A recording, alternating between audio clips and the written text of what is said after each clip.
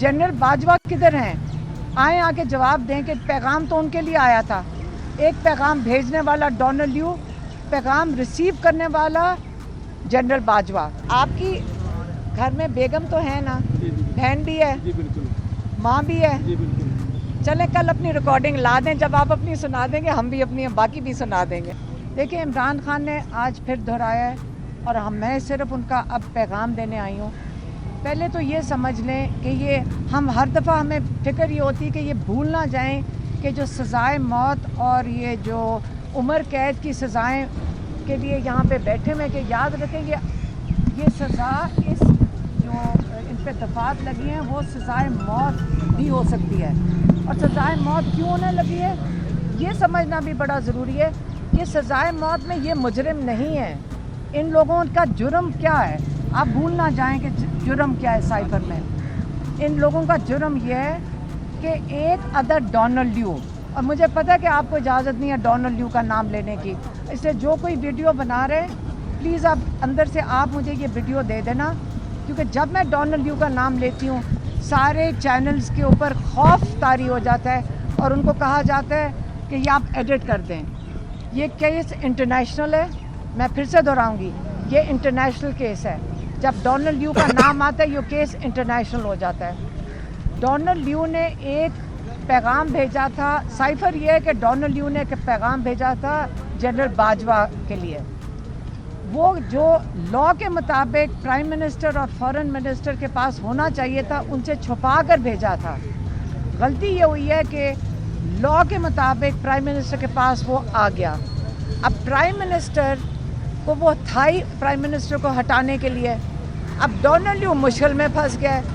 आज अगर ये केस प्रूव हो जाता है इधर कि डोनाल्ड ल्यू ने साजिश की थी या पैगाम साजिश का भेजा था पाकिस्तान, वो अपनी नौकरी से बरतरफ हो जाएगा। तो लोग सारे दुनिया अपनी नौकरियां बचाने के लिए तो आगे होती है।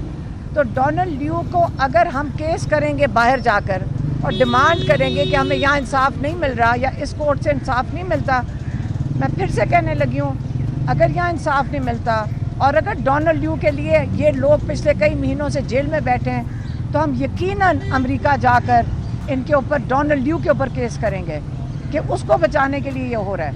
और जनरल बाजवा किधर हैं? आए आके जवाब दें कि पैगाम तो उनके लिए आया था।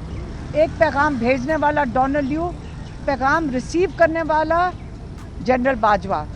और अगले दिन ये इम्प्लीमेंटेशन हो गई और इमरान खान ने 3 चीज़ें आइडेंटिफाई की आज। उन्होंने कहा एक बना था लंदन एग्रीमेंट, फिर से कह रही हूँ लंदन एग्रीमेंट, खान साहब ने कई दफ़ा दोहराया। लंदन एग्रीमेंट में ये था इमरान खान को हटाया जाए, दूसरा था दूसरा क्या था पीटीआई को डिसमेंटल, इमरान खान को हटाया जाए, पीटीआई को डिसमेंटल किया जाए, और तीसरा क्या था नवाज शरीफ के केसेस ख़त्म किए जाएं। अब ये उन्होंने बताया 3 चीज़ें, और माशाल्लाह इतनी तेज़ी से तीनों चीज़ें इम्प्लीमेंट हो गई हैं कि नहीं। आप सबको पता है कि नवाज शरीफ के केसेस एक दिन में सेटल हो गए। आप मुझे बताएं कि हमें तकलीफ़ नहीं हो रही कि हम यहाँ रोज़ जेल के बाहर खड़े होते हैं उनके लिए इंसाफ मांगने के लिए और उसका मजाक उड़ाया जा रहा है। और नवाज शरीफ आया फुल, वो एक्स प्राइम मिनिस्टर को पूरी प्रोटोकॉल मिली और वो मफरूर को वीआईपी ट्रीटमेंट मिल रही है, उसको प्रोटेक्शन मिल रही है। और हमारे यहाँ पे जो 2 कैदी बैठे हुए हैं उनको आइसोलेशन में रखा गया है, उनको किसी से मुलाकात करने की इजाज़त नहीं है। हम जब मुलाकात के लिए जाते हैं 20 मिनट की इजाज़त मिलती है, तो हम क्यों नहीं इसके लिए प्रोटेस्ट करेंगे। हम बड़े लिहाज से अभी तक चलते आए हैं, लेकिन अगर यहाँ हमारे कोर्ट से इंसाफ नहीं मिलेगा हम अमेरिका जाएंगे, हम डोनाल्ड ल्यू को जाके सवाल करेंगे, अगर उसकी नौकरी ख़तरे में हम उसके ऊपर केस करेंगे, लेकिन वो जवाब देगा कि उसने क्या पैगाम भिजवाया था जिसके तहत आज 2 एक एक्स प्राइम मिनिस्टर और एक फॉरेन मिनिस्टर जेल के अंदर सजाए मौत की सज़ा की को फेस कर रहे हैं इस वक्त। देखिए, मैं इसमें सिर्फ एक बात ऐड करना चाहूँगा। हमारे मुल्क में लफ्ज़ इस्तेमाल किया जाता है लेवल प्लेइंग फील्ड का, कि जी हमें लेवल प्लेइंग फील्ड दे दो, हमारी फलाने से बात हो गई है, साड़ी ते गल हो गई है।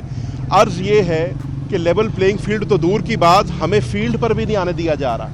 आपने देखा इस मुल्क में ایک شخص وہ ہے جو سزا یافتہ ہے, جس کو بائیو میٹرک کرانے کے لیے اسلام آباد ایئرپورٹ پہ عملہ پہنچ جاتا ہے, اس کے لیے ایک اصول ہے, اور ایک شخص وہ ہے جو سابق وزیر اعظم تھا جس کی ٹانگ میں گولی لگی ہوئی تھی اور اس کو کہا جاتا تھا کہ تم ویل چیئر پہ بھی آنا پڑے تمہیں, تم آؤ اور بائیو میٹرک کراؤ. یہ دوہرا معیار تھا.